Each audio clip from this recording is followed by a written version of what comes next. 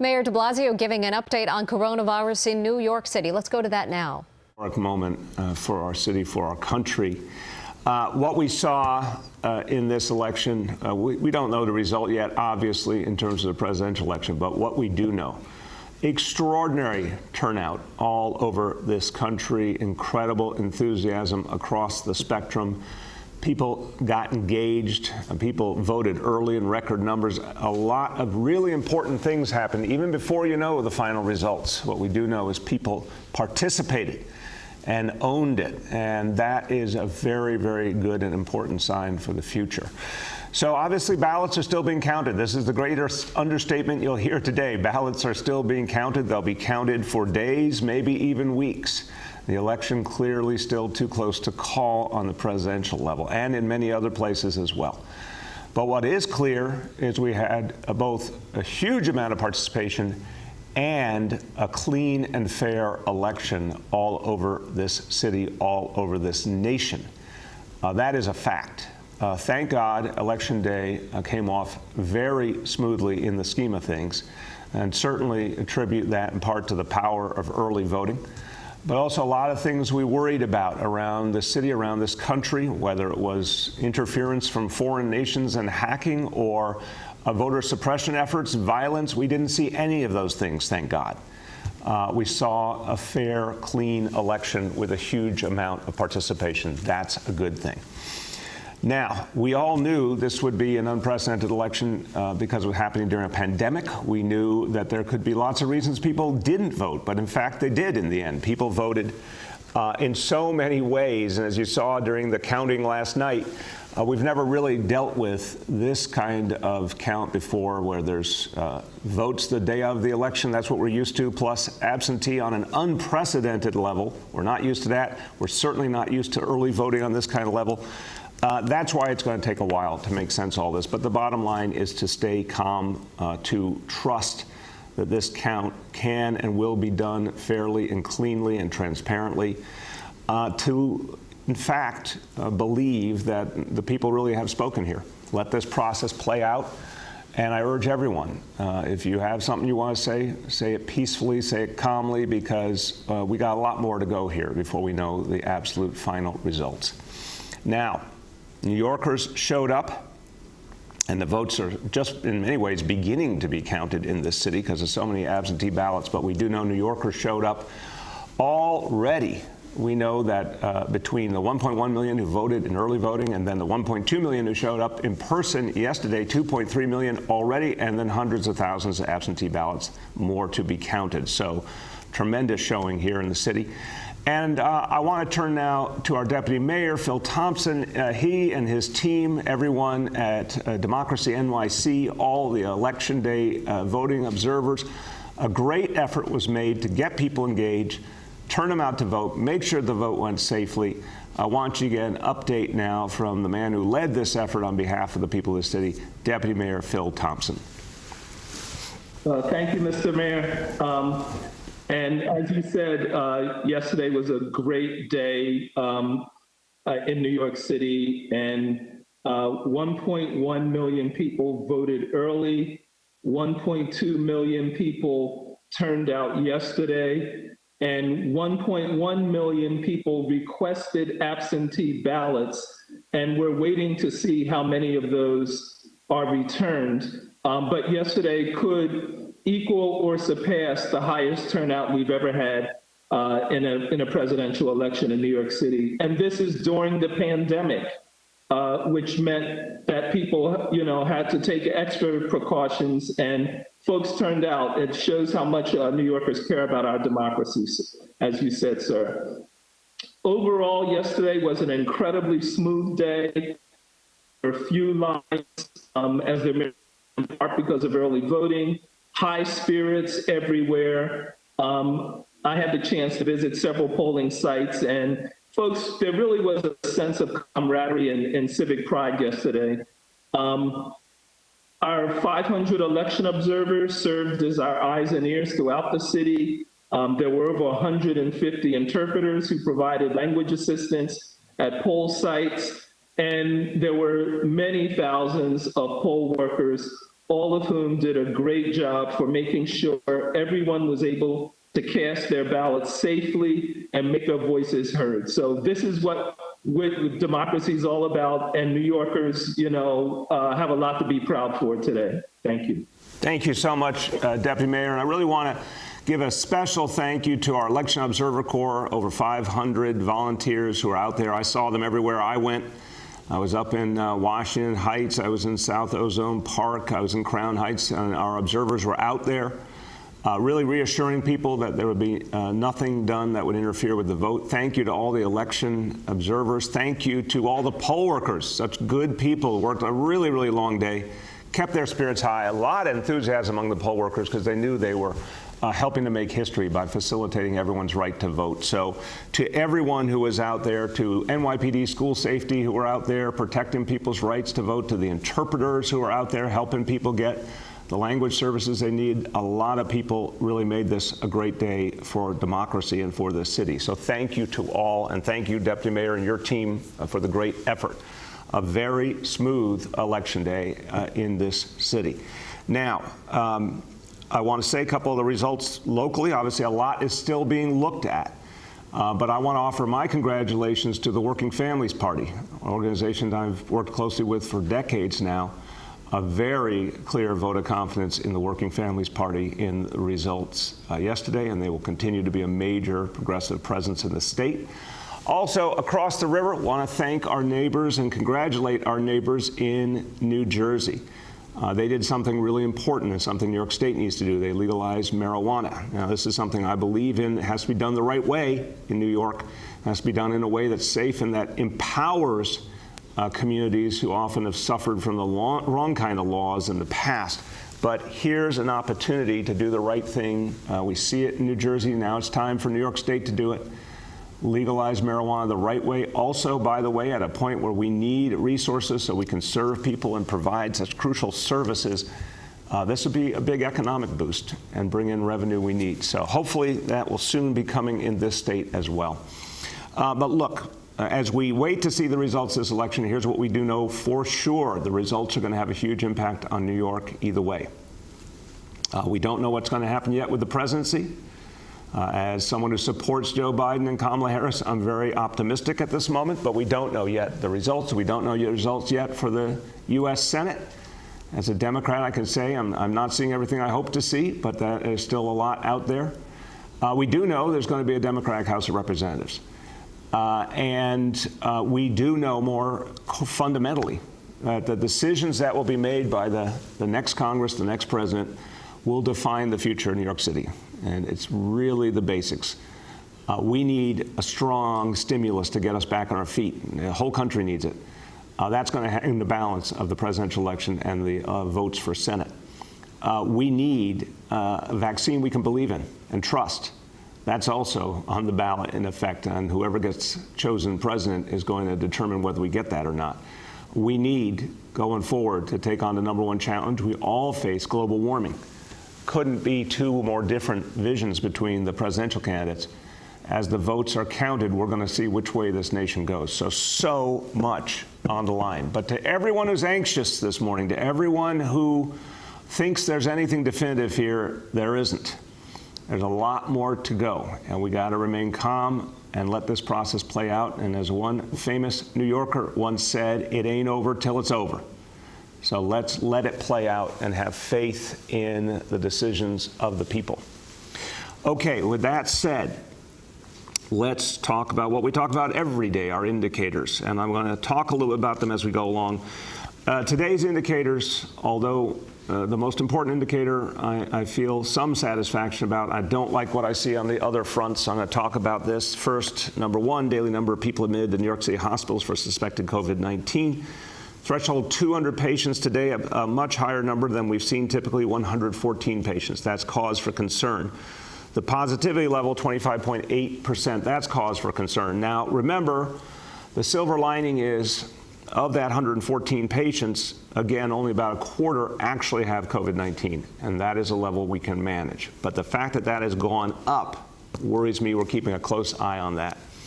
Number 2, new reported case on a 7-day average at threshold 550. Again, this case number is going up, and that's a concern. 628 today.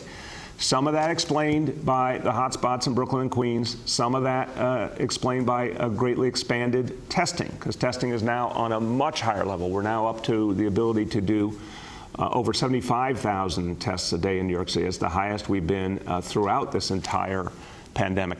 So you're going to have more positives if you do more testing. Still, that number is worrisome.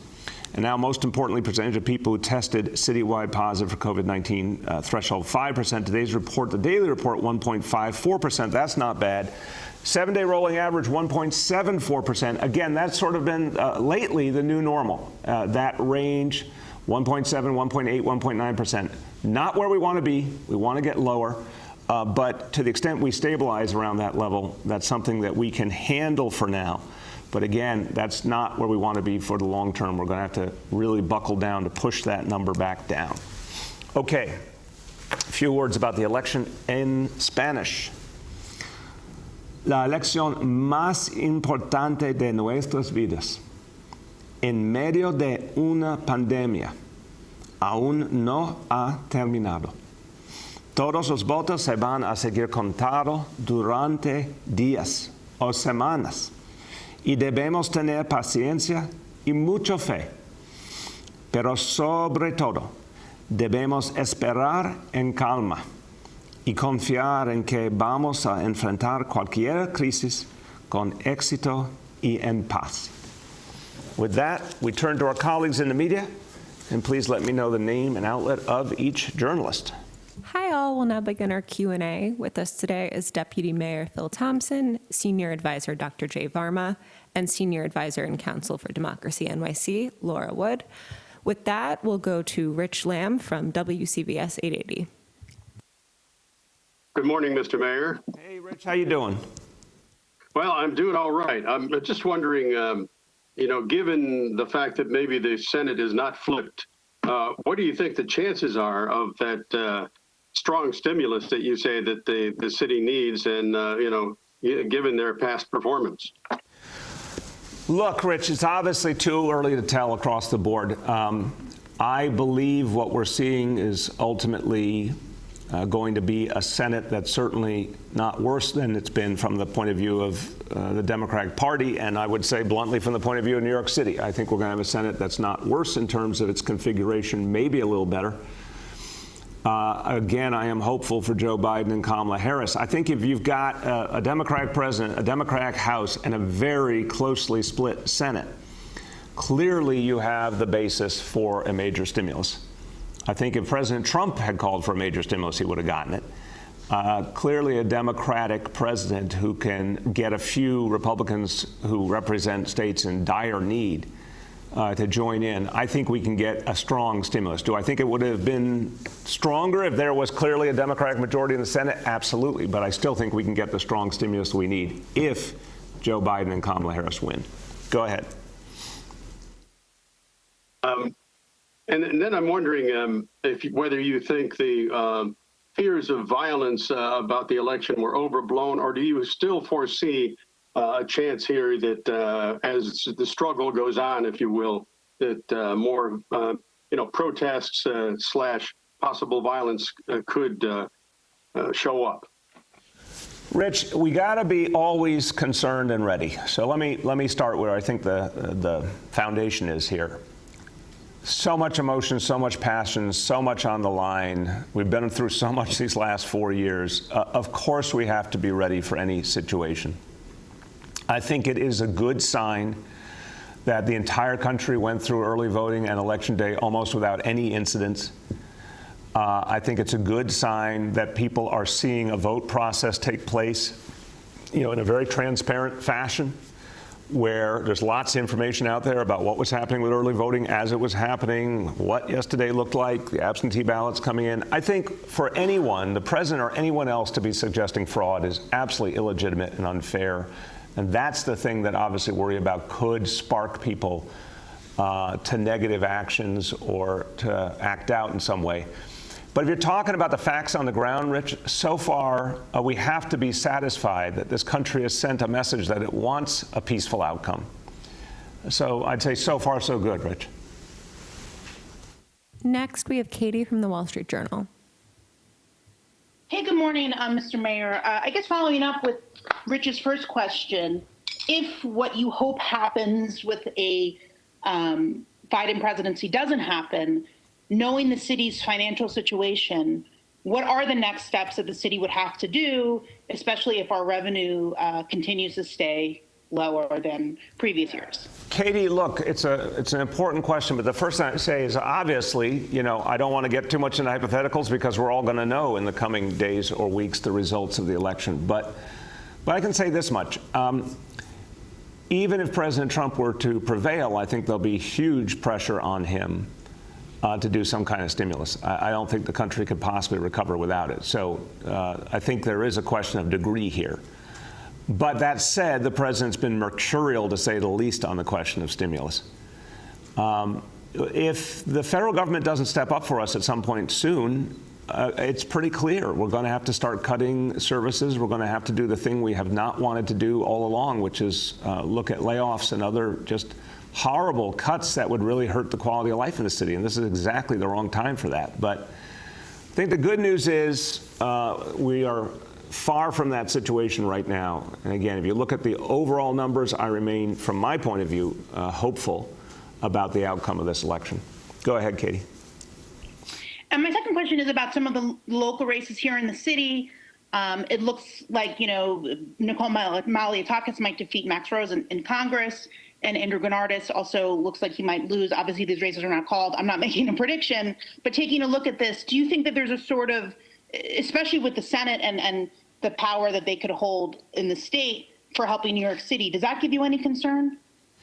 Katie, I have not seen the results from all around the state. What I saw, sort of an initial summary, suggested something that doesn't look a whole lot different to me. I am not clear what the ultimate number will be, but right now you have a strong Democratic majority in the state Senate. When the smoke clears, as far as I can tell from the results statewide, you'll still have that.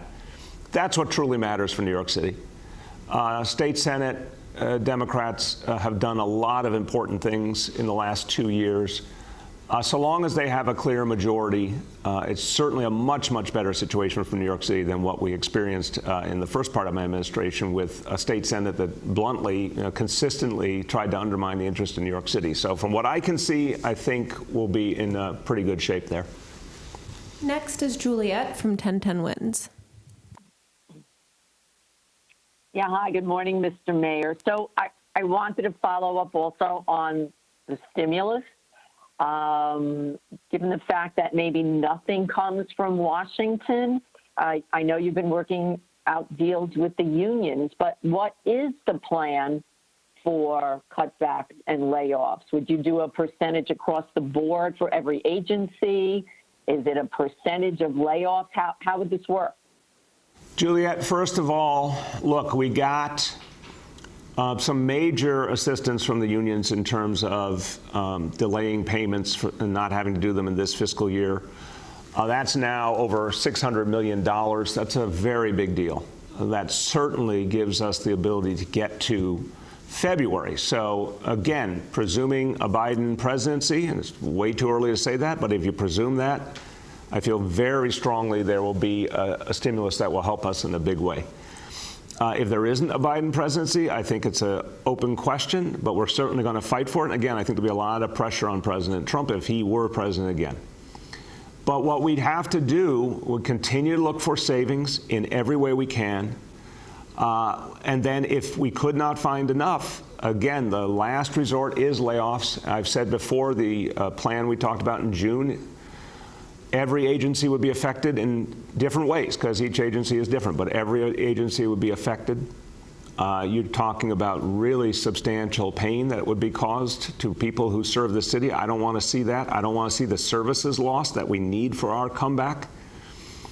But Juliet, if we have to, that's always the last resort. But again, it's premature to judge because first let's find out the results of this election. Go ahead. Okay. Well, back in the 70s, the city's real estate industry paid their taxes forward to help the city stave off bankruptcy. Have you considered that kind of a tax plan as an option for the city's financial recovery? The simple answer is no. I'm not saying it's an impossibility, but have not considered it. I think a lot has happened with property tax over the years, and one of the things I've been clear about is of all the choices on the table, the one that I do not support, I would never support an increase in the property tax rate. I think it's absolutely wrong for this moment in New York City history. Paying forward is certainly something we could look at. But again, I think we're in a different environment. I think the most important point, Juliet, the comparisons to the 1970s are bad comparisons. No disrespect to you, but a lot of people have raised them. I want to strongly advise it's a bad, bad parallel. It's not accurate because the 1970s fiscal crisis came after New York City was already in decline for a decade or two and had really handled its finances horribly. We've had the opposite now. New York City has been on the upswing for decades. As recently as February, one of the great global economic powers, over multiple administrations, Democrat and Republican, much stronger fiscal discipline, much stronger reserves. It's just night and day. It's going to take a while for us to come back, no doubt. But what New York City has is strong and eternal at this point. It's not going anywhere, and we're going to come back strong. I don't have a doubt in my mind. So we're going to do whatever it takes to keep the city moving forward. But again, let's not do too many hypotheticals when the number one factor is what's going to happen in Washington, and there's actually a vote count that's going to tell us that soon. Go ahead. Next is Yoav from the city. Hi, Mr. Mayor. I wanted to ask you about disciplining of the NYPD out of the May and June protests. You said there was a story by the New York Times that had video of 60-plus cases of police use of force during those protests, and you said in August that you wanted the NYPD to do kind of a video-by-video breakdown of which officers might be disciplined. That was almost 3 months ago. When can we expect to see that? Yeah, Yoav, I'll check with the law department. The hang-up there has been the court case brought by some of the police unions to try and block disciplinary records being published. Obviously, something I fought for a long time was to have transparency about police discipline. The state law stood in the way, 50A, that was finally overturned in the spring. That was a very good thing, but then court actions have stood in the way of some of the release of information that we want to do. And this issue is caught up in it, last I checked. I'll check again, we'll get you an update. But as soon as we have the ability to do that, we have the breakout and we can put that out in a straightforward manner. Go ahead. Okay, thanks for that. Relatedly, you were asked yesterday if you could provide a number on how many officers received that kind of initial discipline, where they're either suspended or modified duty, stemming from the May and June protests. And you said that you would provide one. I guess I'm just wondering if you have that figure, because when we ask NYPD for anything having to do with discipline, they require us to submit a FOIL, and we're just looking for numbers here. What I'll do, and again, I don't have it in front of me, but we can get it to you today. We'll just take everything that's been made public before and we'll add it up. Again, the stuff that is not necessarily public that might be caught up in the court case, we'll have to address that the right way with the law department. But whatever we can put out that's already public, we'll give you the scorecard on that today. Next up is Andrea from WCBS. Good morning. I want to go back to the stimulus question, Mr. Mayor, and I know you said you didn't want to do hypotheticals, but I know with the COVID situation, there are a lot of scenarios that were run in terms of how to deal with it. So in terms of the economic recovery, is there a situation where the city can recover without federal assistance? Is that something that you all have considered? Andrea, I would say it this simply. Without federal assistance, you're talking about a much longer, slower recovery. It makes no sense to have the nation's largest city, one of the most vibrant parts of the American economy, such an important place for this whole country. It makes no sense to have us have to struggle our way through without help. This has not been what we know in our history. In the Great Depression, the federal government came to the aid of New York City, helped us back on our feet. We helped lead the national recovery. Even in the 70s, the state of New York stepped up and helped save New York City. The notion of us having to go it alone, it just makes no sense. It's not good for the state. It's not good for the country. But if there isn't support for New York City, we'll come back anyway. It'll just take longer, and it'll be harder without federal support. Go ahead. Okay, and another question about the election. Due to retirements and then one defeat, the New York City delegation doesn't have as much seniority in Congress. Is that something that concerns you as well, especially during this time? Sure. I mean, look, the democratic process is what matters here, and the people made their choices. But you know, as you said, also retirements on top of that. But in the end, you know, seniority in Washington does matter. We had some people in really powerful positions, particularly on the Appropriations Committee, looking out for our interests. We're not going to have as much there now. That pales, of course, in comparison to having a Democratic president. So if the net of this election is a Democratic president, a Senate that's the same as it is now, or maybe one or two seats better for the Democratic Party, and a Democratic House, I mean, that's a far, far superior situation to what we had before. And in that context, the seniority issue does not loom as large. So again, you know, the most important piece of the equation is what we're waiting on now. Next is Nolan from The Post. Hello, is this working? Yes, it is working. You have to have faith. Good morning, Mr. Mayor. I want to follow up on the questions about aid. Mitch McConnell's expressed very little interest in providing any aid to the city or the state or the MTA. If he remains in charge of the Senate, the negotiating partner really hasn't changed. So why do you think the outcome would change? I don't think Mitch McConnell works in a vacuum. I think first of all, if there's a Democratic president who's working incessantly for a stimulus, and I know Joe Biden would.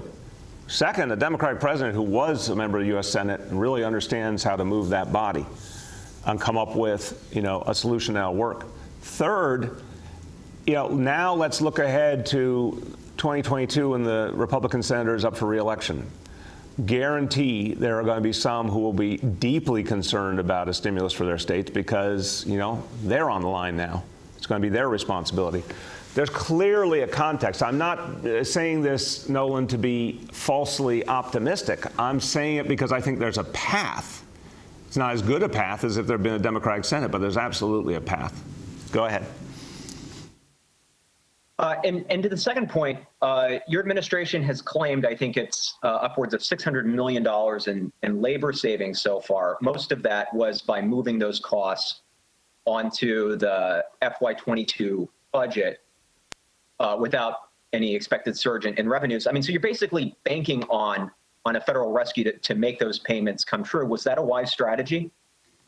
Look, the notion of keeping our services strong so we could recover absolutely is as wise as it gets. I mean, first of all, the way we come back is through investment, not austerity. Let's be 100% clear. Austerity as an approach has failed everywhere, just across the board. The way you come back, it's amazing, you know, it's 90 years later, but we're still learning the lessons of Franklin Delano Roosevelt and the New Deal. You come back through investment. And so having city services be strong so that people are ready to invest in a city and keep rebuilding this city, that's the essence. Also, think about those thousands or even tens of thousands of city workers and their families who are depending on their jobs for their livelihood. I don't want to take that away from people. So bridging us to next year to see if we could get the kind of federal support that by any normal equation should happen I think it's actually absolutely the right thing to do. We have time for two more. First is Michael from the Daily News. Good morning, Mr. Mayor. Hey, Michael, how you been? I'm good. So regarding federal stimulus and just assuming, we get it at some point, can you talk about how that would be delivered from your point of view? Is there concern, what I'm getting at here, is there concern that a stimulus wouldn't come directly to the city, that it would pass through the state, and the governor would have control over that before it got to the city? I was wondering if you could kind of just get into how that works mechanically. Every mayor in America is going to answer the same way I would. Doesn't matter if they're Democrat, Republican, or Independent. The answer is, you betcha there's concern. We need, and by the way, county officials would say the same thing, we need resources that go directly to localities. First of all, it is 100% more efficient. The money actually flows. You get to use it right away. Second of all, it's more reliable. There's not some of the interesting dynamics that happen at the state level where money gets siphoned off and sent somewhere else. So yeah, a stimulus has to have clear support directly to cities and localities. Now, House of Representatives passed a stimulus that tells us everything we need to know. And I spoke to Speaker Pelosi several times about this. She has been absolutely fantastic on this issue. It helps that she is a daughter of a mayor, and so she understands directly. But I am firmly convinced that the Democratic Party believes in stimulus funding going to localities and states.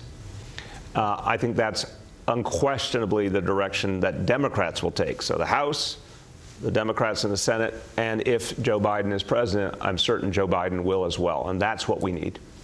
Go ahead. Thank you. And going back to last night and seeing the results coming in, what are your thoughts on, I know, we're not there yet as far as the final result, but I'm just asking for a little, I guess, Wednesday morning quarterbacking. What do you feel the Democratic Party needs to do kind of moving forward as far as, states like Florida and elsewhere? What's kind of the political agenda you see moving forward where the Democratic Party needs to improve on? The first thing I could say is, how much time do you got, Mike? But I would give you a couple of points, and it's such an important discussion. I've been thinking about this a lot. Okay, first of all, let's do the positive. God bless Omaha. People have to understand the changing reality of this country. The fact that Democrats did as well as they did in the congressional district, including Omaha, decisive for this election and beyond. What's happening in Arizona? We don't know the final results in the Senate race or the presidential race, but if Arizona goes blue, that changes the country profoundly. You have a totally solid Mountain West and West Coast for the Democratic Party. Again, cannot emphasize enough what a change that is and how that's been evolving state by state over the last decade or two. Big, important story. And then again, we're waiting for the results from the industrial Midwest, but I like what I see so far. And certainly when you look at the 2018 elections, what happened in those states, what happened with those governor races, the kind of new organizing that's being done to win back people that Democrats lost, to energize people of color to vote and progressives to vote. There's a lot of good things happening that are tremendous building blocks towards a very different country in the future. What didn't happen is what has been a thorn in the side of the Democratic Party for a long time, and I don't know why this party doesn't take the thorn out, which is an underinvestment in communities of color. Everyone's talking about Dade County, Florida. That's the obvious example. I was down there campaigning for Andrew Gillum a couple of years ago, and there's a huge potential black vote and Democratic Latino vote. It was not focused on sufficiently and invested in sufficiently. That's a problem. And just continuing to underinvest in black and Latino media buys and grassroots organizing. So we'll see what happens in Arizona, but I think Maricopa County is going to be the example to us all, most likely, just like Clark County, Nevada was before that, of what real grassroots organizing looks like, reaching people of color, reaching working class people across the ethnic spectrum, actually turning people out. That's the future. So that's where the Democratic Party has to do a lot better still. Last, we'll go to Henry from Bloomberg. Thank you, Mr. Mayor. How are you doing today? I'm doing well, Henry. How about you? I'm doing okay. Didn't get too much sleep, but I'm hanging in there. All right.